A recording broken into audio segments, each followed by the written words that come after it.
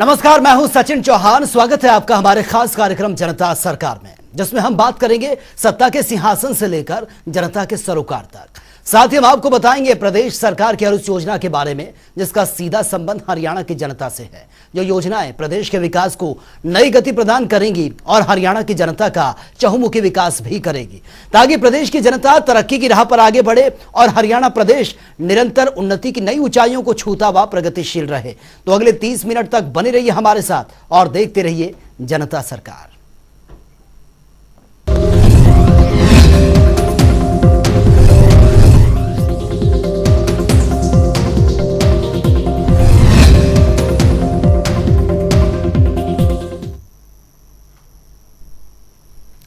जनसंवाद कार्यक्रम के अंतिम दिन मुख्यमंत्री मनोहर लाल जिला रेवाड़ी के गांव गंग्याचा अहिर राजकीय माध्यमिक विद्यालय में ग्रामीणों से सीधा संवाद करने के लिए पहुंचे थे। गांव पहुंचने पर सरपंच पूजा यादव सहित अन्य ग्रामीणों ने मुख्यमंत्री का पगड़ी और फूल मालाओं से स्वागत किया।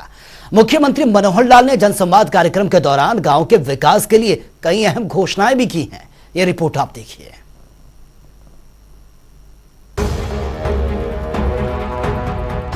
मुख्यमंत्री जनसंवाद कार्यक्रम के अंतिम दिन जिला रेवाड़ी के गांव गंग्याचा अहिर पहुंचे। यहां मुख्यमंत्री मनोहर लाल ने राजकीय माध्यमिक विद्यालय में जनसंवाद कार्यक्रम में ग्रामीणों से सीधा संवाद किया। गांव पहुंचने पर सरपंच पूजा यादव सहित अन्य ग्रामीणों ने मुख्यमंत्री का पगड़ी और फूल मालाओं के साथ स्वागत किया। मुख्यमंत्री ने स्कूल परिसर में ग्रामीण आजीविका मिशन, स्वयं सहायता समूह उजाला, क्रीड विभाग द्वारा लगाई गई प्रदर्शनी का अवलोकन भी किया। साथ ही दिव्यांगजनों को ट्राईसाइकिल और श्रवण यंत्र भी प्रदान किए। मुख्यमंत्री मनोहर लाल ने कहा कि पिछले 9 वर्षों में प्रधानमंत्री नरेंद्र मोदी ने गरीबों को हक दिलाने का कार्य किया है और विश्व में भारत को नई पहचान दिलाई है। हरियाणा में भी सरकार द्वारा अंत्योदय के सिद्धांत पर चलते हुए आमजन की सेवा के साथ विकास कार्यों को निरंतर गति प्रदान की जा रही है। सरकार द्वारा अब तक के कार्यकाल में कम खर्च में डबल काम करते हुए नागरिकों को बेहतर सुविधा देने का काम किया गया है। जनसंवाद कार्यक्रम भी उसी कड़ी का हिस्सा है। मुख्यमंत्री ने कहा कि गांव गंग्याचा अहिर में अब तक सरकार द्वारा गांव के विभिन्न विकास कार्यों पर 1 करोड़ 48 लाख रुपए की राशि खर्च की गई है।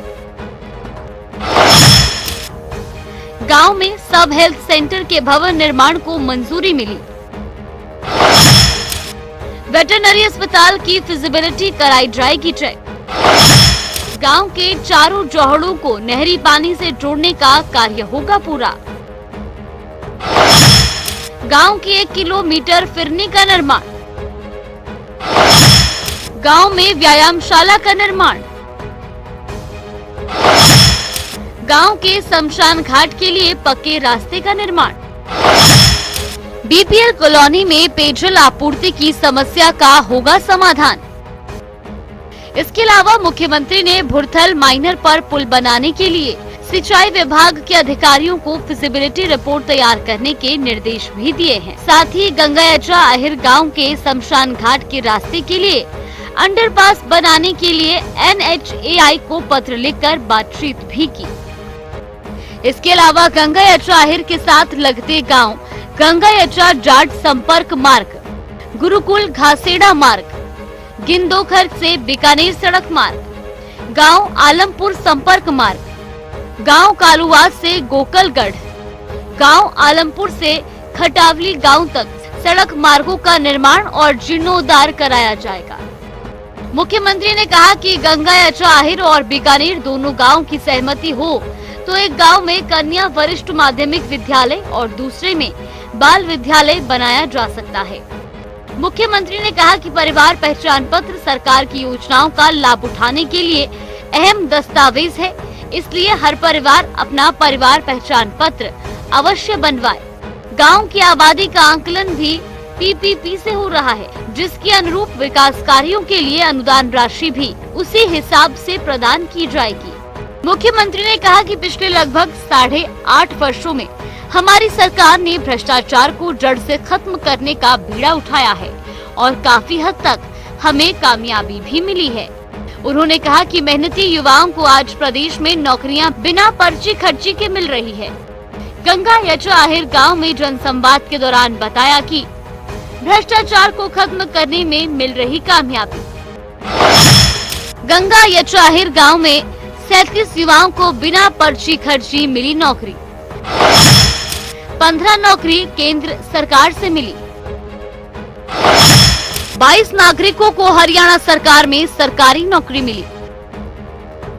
मुख्यमंत्री ने उपस्थित लोगों से पूछा कि अगर किसी ने नौकरी के लिए पैसों की डिमांड की हो तो वो उन्हें अलग से बता भी सकते हैं।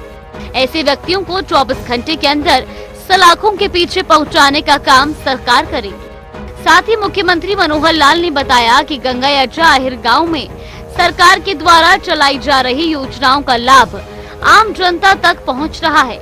मुख्यमंत्री मनोहर लाल ने बताया कि जनता को सरकारी योजनाओं का लाभ मिल रहा है। गांव में 1122 पात्र नागरिकों के बने आयुष्मान कार्ड। 35 नागरिकों के इलाज पर लगभग 11 लाख की राशि का भुगतान प्रदेश सरकार ने किया। 60 वर्ष की आयु पूरी होने पर स्वतः वृद्धावस्था सम्मान भत्ता का मिलता है लाभ। 418 लोगों को पेंशन योजना का मिल रहा है लाभ। 6 लोगों की पेंशन ऑटो मोड से बनी है। इस अवसर पर हरियाणा पर्यटन निगम के चेयरमैन डॉक्टर अरविंद यादव, मुख्यमंत्री के ओएसडी जवाहर यादव, उपायुक्त मोहम्मद इमरान रजा सहित अन्य गणमान्य व्यक्ति और विभिन्न विभागों के अधिकारी उपस्थित रहे।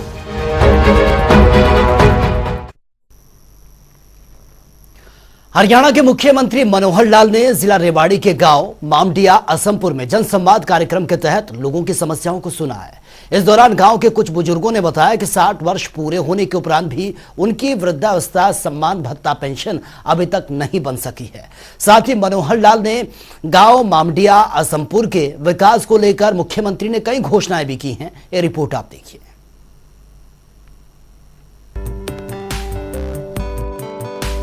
हरियाणा के मुख्यमंत्री मनोहर लाल ने जिला रेवाड़ी के गांव मामडिया असमपुर में जनसंवाद कार्यक्रम के तहत लोगों की समस्याएं सुनी। इस दौरान गांव के कुछ बुजुर्गों ने बताया कि 60 वर्ष पूरे होने के उपरांत भी उनकी वृद्धावस्था सम्मान भत्ता पेंशन अभी तक नहीं बन सकी है। इस पर मुख्यमंत्री ने तुरंत अधिकारियों को निर्देश दिए कि अभी मौके पर ही इन बुजुर्गों की पेंशन बनाकर इन्हें प्रमाण पत्र सौंपा जाए। इसके पश्चात अधिकारियों ने गांव चिमनावास निवासी लालचंद व आसाराम और गांव ततारपुर निवासी भूप सिंह व लाली देवी की मौके पर ही पोर्टल के माध्यम से पेंशन बनाकर उन्हें प्रमाण पत्र सौंपा। मुख्यमंत्री ने जनसंवाद में कहा कि कुछ विपक्ष के लोग कहते हैं कि ये पोर्टल की सरकार है।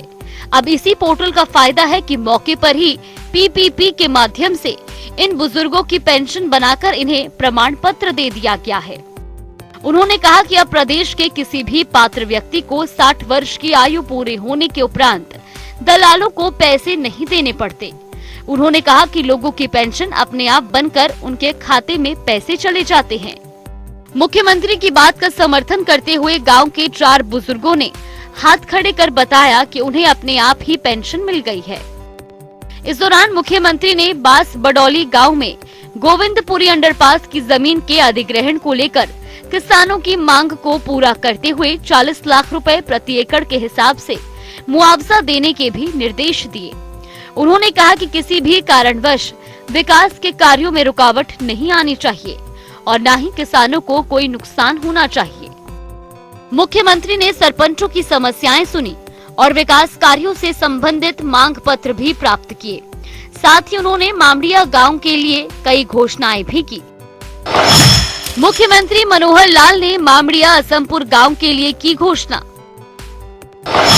गांव से 4 आने और 4 जाने के चक्कर जरूर लगाएगी सरकारी बस। गांव में बस अड्डे पर कंडक्टर बस की आवाजाही नोट करना करेंगे सुनिश्चित। सब हेल्थ सेंटर के भवन निर्माण को मंजूरी। वेटरनरी अस्पताल की फिजिबिलिटी कराई जाएगी चेक। गांव के चारों जोहड़ों को नहरी पानी से जोड़ने का कार्य होगा पूरा। मुख्यमंत्री मनोहर लाल ने कहा कि हमारी सरकार विकास के कार्यों के साथ साथ समाज हित के लिए जनहितैषी फैसले लागू कर नई योजनाओं को भी लागू करती है। उन्होंने कहा कि आज हरियाणा विकास की नई राह पर अग्रसर है।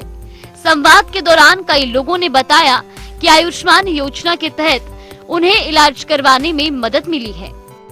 उन्होंने कहा कि आज योग्यता के आधार पर लोगों को नौकरियां दी जा रही हैं और पर्ची और खर्ची का सिस्टम बंद कर दिया गया है। उन्होंने लोगों को जानकारी देते हुए बताया कि मामड़िया गांव के 17 लोगों को केंद्र सरकार और 14 लोगों को राज्य सरकार में नौकरी मिली है। उन्होंने कहा कि अब हरियाणा में भ्रष्टाचार का खेल नहीं चलने दिया जाएगा।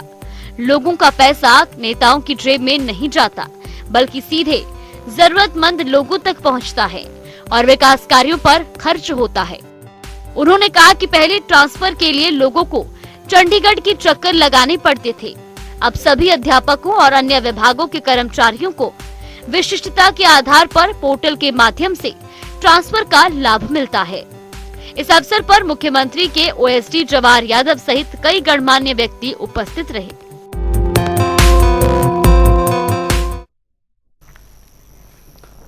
और वे हरियाणा के मुख्यमंत्री मनोहर लाल द्वारा ग्रामीण अंचल की समस्याओं को जमीनी स्तर पर जानने और लोगों से रूबरू होने के लिए 2 अप्रैल 2023 से आरंभ किया गया जनसंवाद कार्यक्रम के प्रति लोगों का बहुत अच्छा रिस्पांस मिल रहा है। लोग काफी उत्साहित भी हैं। महिलाएं भी बढ़ चढ़कर मुख्यमंत्री को सुनने और अपनी समस्याएं रखने के लिए कार्यक्रम में पहुंच रही हैं। महेंद्रगढ़ और रेवाड़ी जिले में 28 जुलाई से आरंभ हुए जनसंवाद का जो कार्यक्रम था वो एक अपने आप में मिसाल बन गया है। किसी ने सोचा भी नहीं था कि केवल 1 घंटे में समस्या का समाधान हो जाएगा। तो चलिए ग्राफिक्स के माध्यम से समझते हैं कि रेवाड़ी जिले का यह जनसंवाद कार्यक्रम आखिर खास क्यों था। रामपुर गांव के लिए बस सेवा का इसमें बात सामने आई है। बड़ी सौगात, बस अड्डे पर कंडक्टर आवाजाही सुनिश्चित करेंगे और इसी के साथ गांव में सब हेल्थ सेंटर के भवन निर्माण को भी मंजूरी ये मिली है। ये जनसंवाद की अहम बातें हम आपको बता रहे हैं। वेटनरी अस्पताल की फिजिबिलिटी चेक करवाई जाएगी और जोड़ों को नहरी पानी से जोड़ने का काम भी ये पूरा है। इसी के साथ मामडिया गांव की गौशाला का सीएम ने दौरा भी किया है और साथ ही किसी की जेब में विकास का पैसा नहीं गया, ये भी उन्होंने कहा है। साथ ही उन्होंने कहा कि प्रदेश में पूरी ईमानदारी से सरकार विकास के काम करवा रही है। हर वर्ग की जरूरतों का ख्याल रखा जा रहा है। हर वर्ग की जरूरतों को सरकार पूरा कर रही है। और साथ ही गगयाचा गांव में सीएम का नायक अवतार देखने को मिला। महज 1 घंटे में बुजुर्ग महिला की पेंशन को बनवाया। इसी के साथ करीब 6 लोगों की वृद्धा पेंशन भी बनी है और साथ ही सीएम ने मंच से ही लाभार्थियों को सर्टिफिकेट भी सौंपे हैं। और गंग्याचा आहिर गांव में प्राथमिक स्वास्थ्य केंद्र की भी उन्होंने बात कही है। गांव में व्यायामशाला को मंजूरी मिली है। व्यायामशाला बनवाई जाएगी। विकास कार्यों पर 1.48 करोड़ की राशि खर्च की जाएगी। हरियाणा के मुख्यमंत्री मनोहर लाल ने निजी संस्थानों के कर्मचारियों के लिए बड़ी घोषणा की है। सीएम ने कहा कि हर जिले में कर्मचारी निधि योजना यानी कि ईपीएफ के कार्यालय खोले जाएंगे और प्रदेश में 2 कार्यालय गुरुग्राम में इस वक्त चल रहे हैं, जिनका विस्तार करने के लिए रूपरेखा तैयार ये की जा रही है। एक खास रिपोर्ट आप देखिए।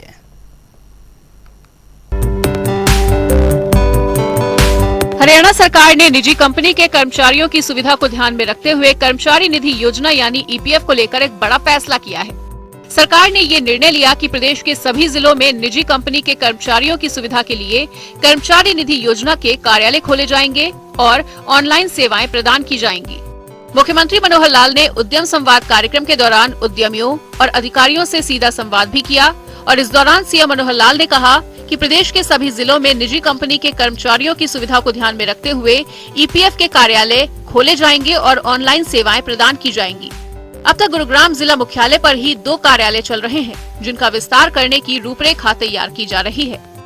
उद्यम संवाद के दौरान उद्यमियों द्वारा ईपीएफ कार्यालय को रेवाड़ी जिले में खुलवाने की मांग पर मुख्यमंत्री ने संबंधित अधिकारियों से मौके पर बातचीत भी की और इसमें उनके संज्ञान में लाया गया कि अब तक हरियाणा में केवल गुरुग्राम में ही 2 ब्रांच कार्यालय हैं, जिसमें प्रदेश भर के निजी संस्थान के कर्मचारियों का रिकॉर्ड है, जिसमें 150 कर्मचारी कार्यरत हैं। मुख्यमंत्री ने इस विषय में संज्ञान लेते हुए कहा कि एक योजना बनाई जाएगी कि भविष्य में प्रदेश भर के सभी जिलों में ऑनलाइन सेवा प्रदान करते हुए अनुरूप कर्मचारियों के साथ ईपीएफ कार्यालय खुलेंगे। उद्यम संवाद के दौरान धारूहेड़ा क्षेत्र के उद्यमियों द्वारा मुख्यमंत्री को शजरी निकाय के माध्यम से बिना कूड़ा उठाए गार्बेज टैक्स लिए जाने की जानकारी भी दी गई। इस पर मुख्यमंत्री ने जिला नगर आयुक्त उदय सिंह को निर्देश दिए कि धारूहेड़ा क्षेत्र की औद्योगिक इकाइयों के प्रवेश द्वार पर निकाय कर्मचारी द्वारा गार्बेज उठान की उपस्थिति सुनिश्चित करने के लिए radio frequency identification machine install की जाए, ताकि पता लग पाए कि कूड़ा उठाने के लिए निरंतर सफाई कर्मचारी पहुंच रहे हैं या फिर नहीं। संवाद में मुख्यमंत्री ने कहा कि हरियाणा प्रदेश विकास के क्षेत्र में अग्रणी बन रहा है और औद्योगिक निवेश होने से विकास के नए रास्ते प्रशस्त हो रहे हैं। बैठक में धारूहेड़ा, बावल और रेवाड़ी क्षेत्र के उद्यमियों ने मुख्यमंत्री द्वारा पिछले 8.5 साल में उद्योगों के विकास और उद्यमियों को दी जा रही सुविधाओं के लिए आभार भी व्यक्त किया। बैठक में उद्यमियों ने बताया कि पिछले 43 साल के अंतराल में पहली बार मुख्यमंत्री मनोहर लाल के नेतृत्व में समस्याओं का निरंतर समाधान हो रहा है।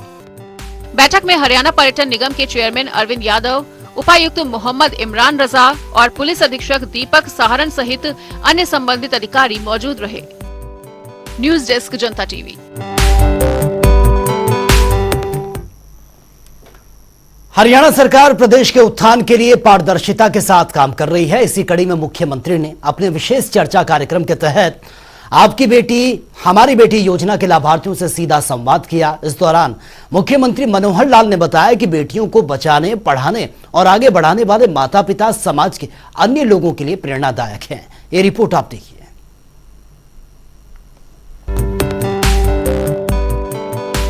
हरियाणा में बेटियों के भविष्य के उज्जवल बनाने के लिए मुख्यमंत्री मनोहर लाल कई योजनाएं चला रहे हैं। इतना ही नहीं, प्रदेश में बेटियों को आत्मनिर्भर बनाने की दिशा में भी मुख्यमंत्री कई बड़े और कड़े फैसले ले रहे हैं। इसी कड़ी में मुख्यमंत्री मनोहर लाल ने शनिवार को ऑडियो कॉन्फ्रेंसिंग के जरिए आपकी बेटी हमारी बेटी योजना के लाभार्थियों से सीधा संवाद किया। इस दौरान मुख्यमंत्री मनोहर लाल ने प्रधानमंत्री नरेंद्र मोदी का धन्यवाद किया।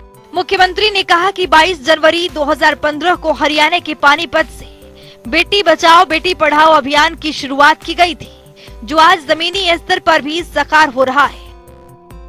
आपकी बेटी हमारी बेटी, अर्थात ये जो बेटी का एक विषय ठीक 2014 में जब हम सत्ता में आए थे तभी से शुरू हुआ। प्रधानमंत्री जी ने बेटी बचाओ बेटी पढ़ाओ ये अभियान चलाया। पानीपत से एक आह्वान किया कि हरियाणा को उससे पहले एक ऐसा प्रदेश, एक कलंकित प्रदेश जिसमें बेटियों को मारने वाला प्रदेश ये संज्ञा दी जाती थी, इसको ठीक करने के लिए और एक बीड़ा हम लोगों ने उठाया।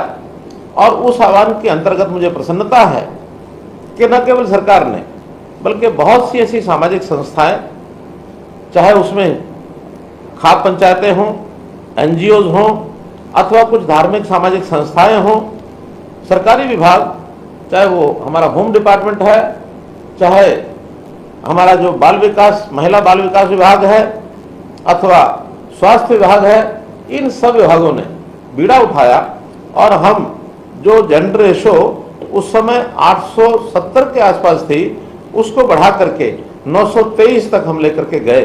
वर्तमान में भी ये जेंडर रेशो 917 और 923 के बीच ये चल रही है।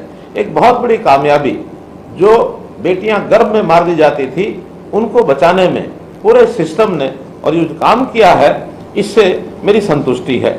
अब इसी के साथ मन में भाव पैदा होता है कि जो बेटियां जन्म लेती हैं वो किसी परिवार पर बोझ न बने, बल्कि बोझ नहीं बनती हैं, परिवार की मानसिकता ऐसी होती है कि शायद वो बेटी को बोझ मान बैठे। इसका हमने जब लोगों के सामने विषय रखा तो मुझे खुशी है कि लोगों ने स्वीकार किया कि बेटी भी हमारी वैसी है जैसे हमारा बेटा होता है। बेटे के जन्म पर जैसे कुआं पूजन के कार्यक्रम होते थे, थाली बजाने के कार्यक्रम होते थे, वैसे ही कार्यक्रम बेटियों के जन्म के समय भी होने लग गए। उनके जन्म पर कुआं पूजन हुआ, उनके जन्म पर छत पर चढ़ करके लोग थाली बजाने लगे, खुशियां मनाने लगे। ये सारा विषय भी साथ साथ हुआ है।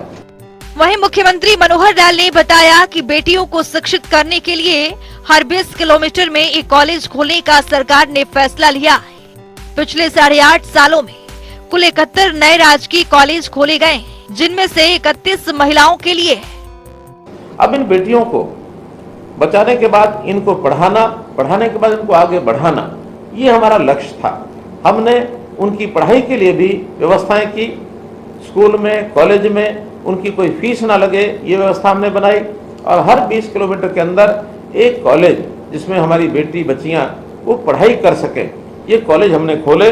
हमने पिछले कार्यकाल में कुल 71 कॉलेज खोले हैं, जिसमें लगभग आधे ये केवल बच्चियों के लिए, महिलाओं के लिए, महिला कॉलेज जिसको कह सकते हैं, वो हमने खोले हैं। तो पढ़ाई के अंदर भी आगे बढ़े हैं। इतना ही नहीं, मुख्यमंत्री ने संवाद के दौरान ये भी बताया कि सरकार ने आपकी बेटी हमारी बेटी योजना के तहत अब तक 4,30,278 लड़कियों को लाभ मिला है।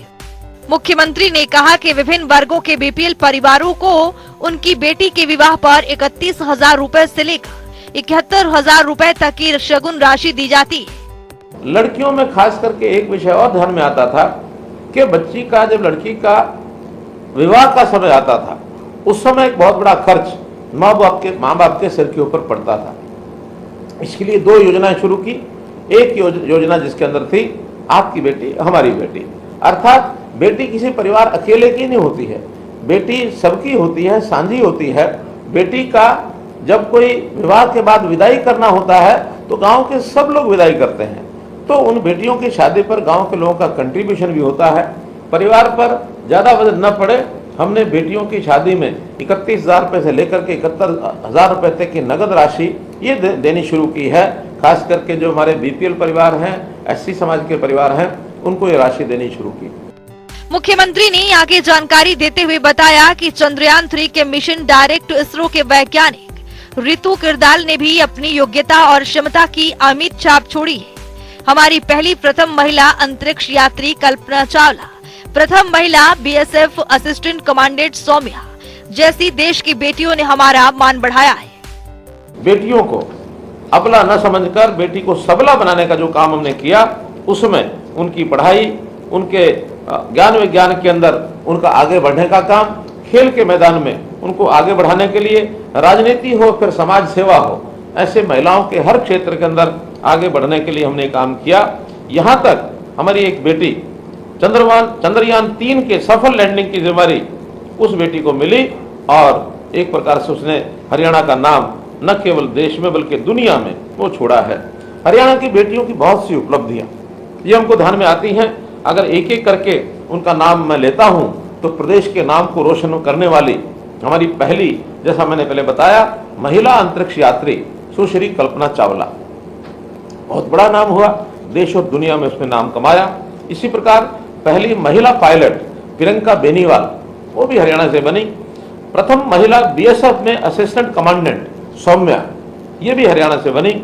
मिग 29 उड़ान भरने वाली देश की प्रथम महिला सिविलियन मेघा जैन।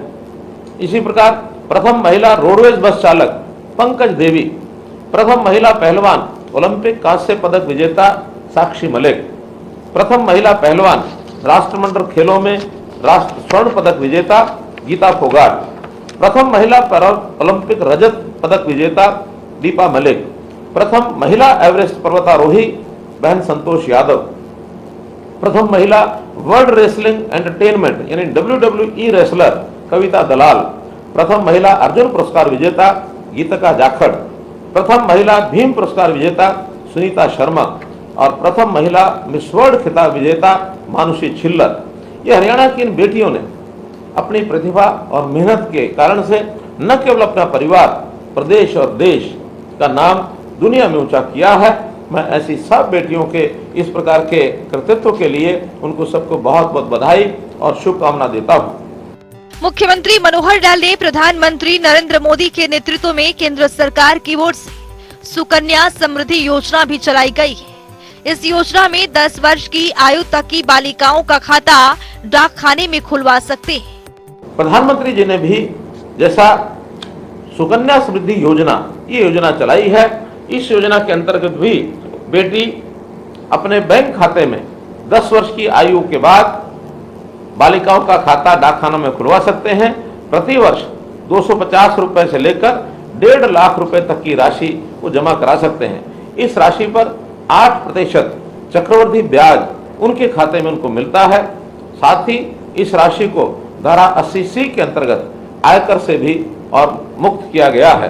ये राशि बेटी के बड़े होने पर उसके किसी भी कामकाज में मददगार हो सकती है। मुख्यमंत्री मनोहर लाल प्रदेश को बेहतर बनाने के लिए हर संभव प्रयास कर रहे हैं ताकि प्रदेश में किसी भी नागरिक को भविष्य में परेशानी का सामना न करना पड़े। इसी कड़ी में मुख्यमंत्री मनोहर लाल ने बेटियों के आगे बढ़ाने की दिशा में भी कई उत्कृष्ट कार्य कर रहे हैं, जिससे प्रदेश की बेटियां देश प्रदेश में नाम कर रही हैं। जनता टीवी के लिए रेवाड़ी से सुरेंद्र गौड़ की रिपोर्ट। तो चलिए अब जान लेते हैं कि आज के सवाल का विजेता कौन है।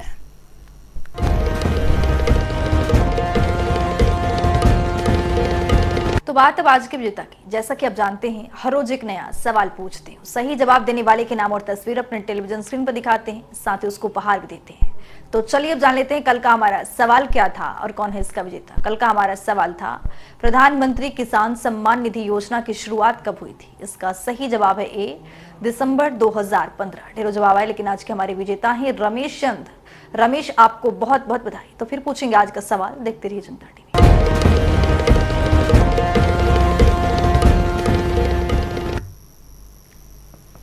तो चलिए वक्त हो गया है आज के सवाल का और जान लेते हैं कि आज का सवाल क्या है।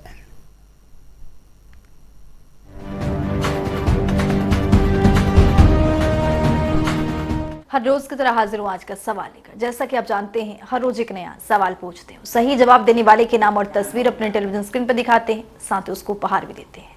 तो चलिए अब नजर डालते हैं आज के सवाल पर। पशुधन बीमा योजना को हरियाणा प्रदेश में कब लागू किया गया था? ए, 29 जुलाई 2016, बी, 13 मई 2019, सी, 21 जनवरी 2023, डी, 11 फरवरी 2018। तो दीजिए सही जवाब और बनिए विजेता।